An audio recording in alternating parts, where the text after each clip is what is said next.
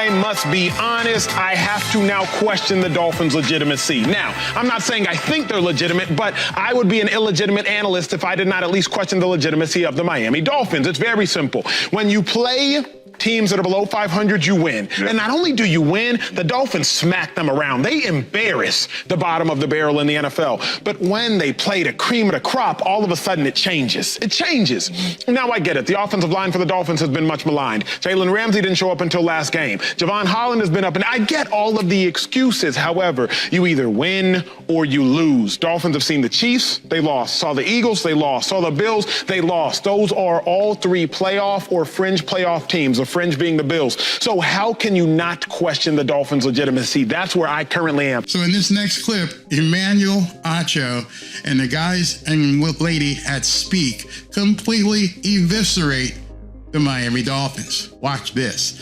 And I'll let most of it play before I say anything. Be honest, I have to now question the Dolphins' legitimacy. Now, I'm not saying I think they're legitimate, but I would be an illegitimate analyst if I did not at least question the legitimacy of the Miami Dolphins. It's very simple. When you play teams that are below 500, you win. And not only do you win, the Dolphins smack them around. They embarrass the bottom of the barrel in the NFL. But when they play the cream of the crop, all of a sudden it changes. It changes. Now I get it. The offensive line for the Dolphins has been much maligned. Jalen Ramsey didn't show up until last game. Javon Holland has been up, and I get all of the excuses. However, you either win or you lose. Dolphins have seen the Chiefs, they lost. Saw the Eagles, they lost. Saw the Bills, they lost. Those are all three playoff or fringe playoff teams. Fringe being the Bills. So how can you not question the Dolphins' legitimacy? That's where I currently am. A really good football team when they play bad opponents, Joy, but when they play good opponents, for whatever reason, whether it's in Buffalo, whether it's in Germany, whether it's in Miami,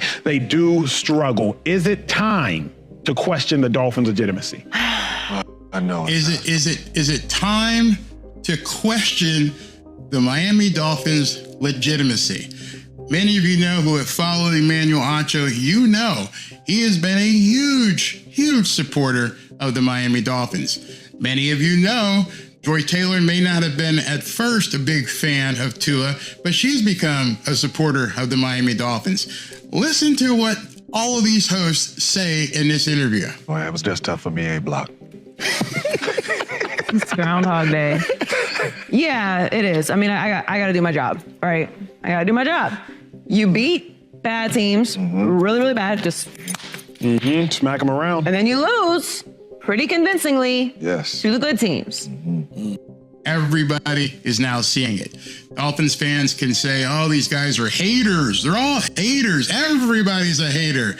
Well, now it's going to get kind of old because just about everybody is now saying it. It's almost like you're getting garbage time points or something. Yeah. Now, I don't want to go that far because these are NFL teams that you're playing and beating and putting up the 70 points. That's only ever happened one other time. Fine. But go beat the big teams. And what's frustrating about it is we've seen Tua do it. We've seen Tua. Not since September of 2022. Beat great teams. We've seen him have comeback performances. So you're capable of it. You have the pieces. You have an MVP candidate in Tyreek Hill. You have the #1 offense in the league. So your defense actually played well. And they did. And they did. Vic Fangio had the defense playing much better against the Kansas City Chiefs. That's absolutely correct. Defense, which we've been questioning throughout the whole season, has been showing up lately. So what is the issue?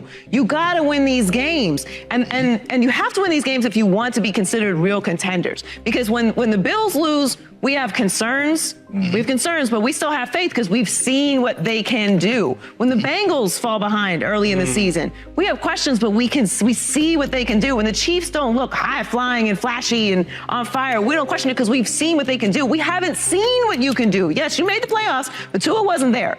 So if you're going to walk around like you are a top team in the NFL, you have to beat other top teams. And I thought about this morning, because we talked about the Eagles a lot, like last year. Oh, they haven't beaten anybody. They haven't beaten anybody. They haven't beaten anybody. They're not for real. This record's fake. They're not for real. But then they started beating people. And we were like, all right, I guess they are serious. You've had an opportunity to beat the Bills, who are in your division, the Eagles, who, despite the fact that they have the best record in the league, haven't been playing crazy. There's still questions about what they're going to do when they finally turn it on. That's true. They just find ways to win. And now you have the Chiefs on a neutral ground. This isn't an Arrowhead. This is a neutral ground, and you can't get it done. What was that first half? Everybody saw the game. Everybody did their analysis of it, and they just watched the first half. Just what happened. It's funny. Mike McDaniel didn't mention that during his presser. What happened in the first half? How did all this happen? I understand the whole thing with Tyreek. That was a fumble and then recovery and ran back. What about the other touchdowns? How about the first drive? Why did you give Kansas City the ball on the first drive? Why did you want Patrick Mahomes to have it on the first drive? Where did that decision come from?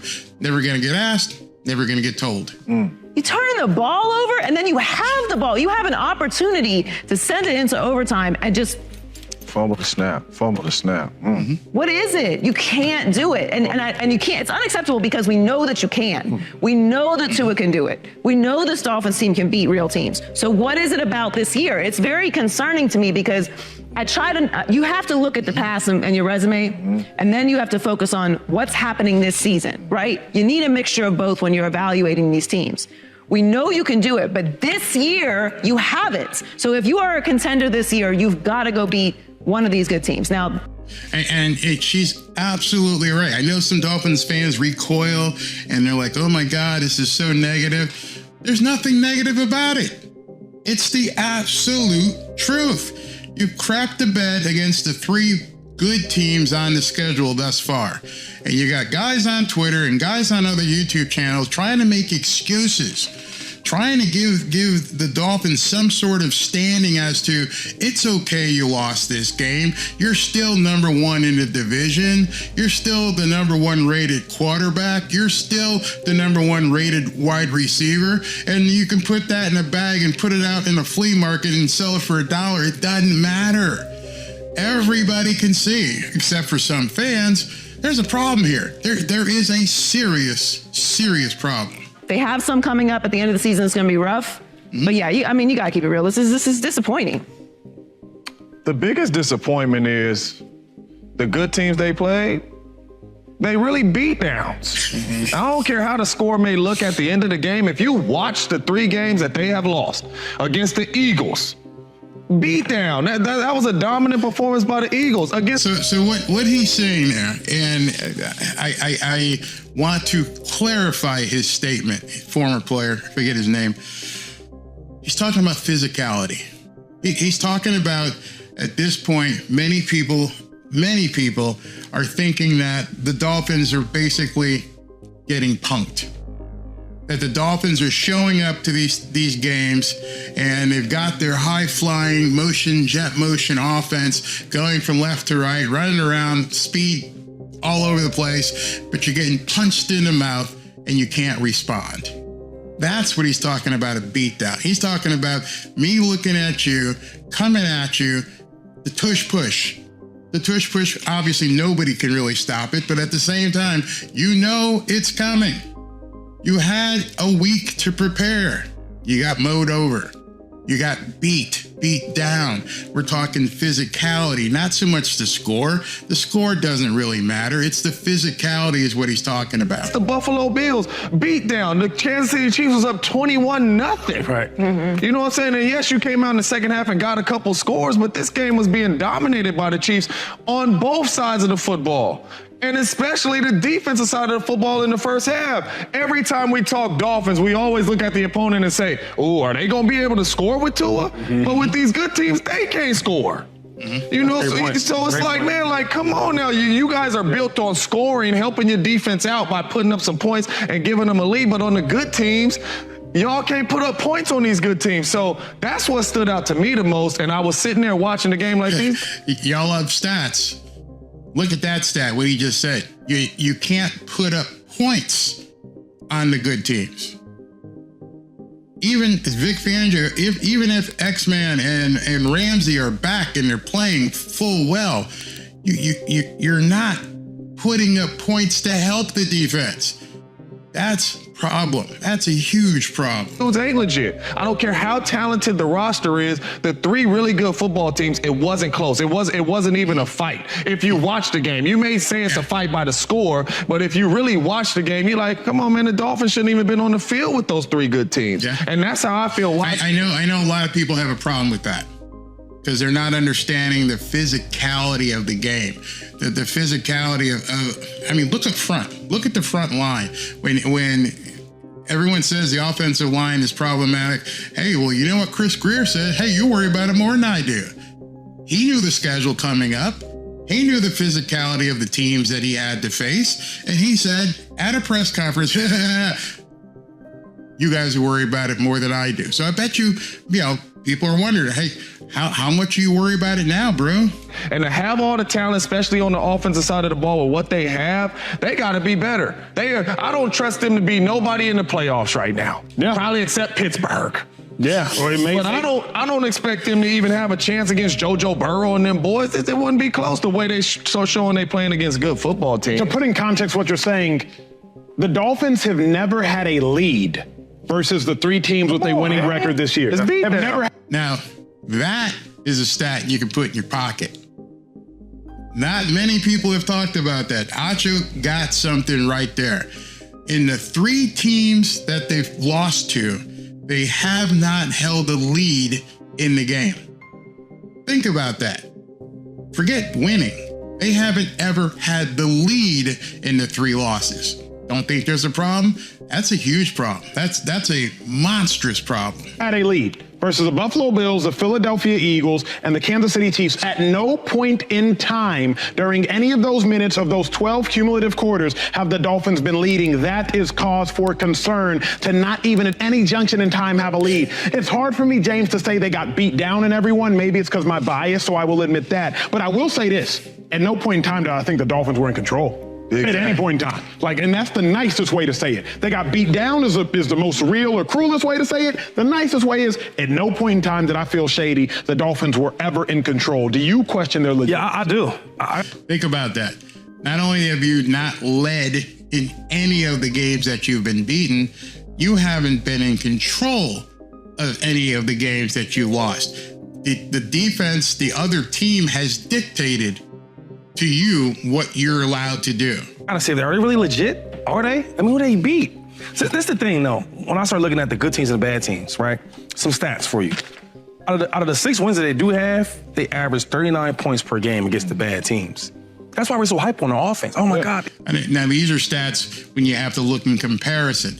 39 points per game. You're gonna hear that a couple times in my show here tonight. 39 points a game in the games that you won. These players does that. They played a good team. They're averaging 17 points a game. It's like, yo, what's going on? Same players? Yeah. What is it? Same play. When you same play, same coach. So you're asking, like, are they legit? I gotta say no. I want to say yes, but the stats and what I see and when I watch, I gotta say no. And how can we make this team so good to be an elite team in the AFC if they can't beat none of the good teams in the AFC? Yeah. Don't add up. And Terrell Owens said it best. Yeah. If it quack like a duck, look like a duck, waddle like a duck. It's not an eagle. Yeah. It's a duck. And not only that, we talked Tua in the MVP conversation. He ain't outplayed none of these quarterbacks on these good teams. Good point. Yeah. You know what I'm saying? Like, he ain't stepped on the field and said, hey, I'm that dude, and outplayed none of these dudes. To not to have a lead. No lead. In 3 games of good teams, come on, man, you ain't legit. Still legit. How can you argue? It's not a narrative. They dropped some science in there that no Dolphins fan can basically bitch about. You haven't had a lead in any of your losses. Tua has not brought the skills that he showed in the losing teams to the big stage. Hasn't done it. Not a narrative, 100% true. Can't be denied, can't be disputed. How can you be legitimate if you can't basically perform the same way? There's no consistency. Good teams can't. 39 points a game versus 17. Is anybody catching on to this Barry guy?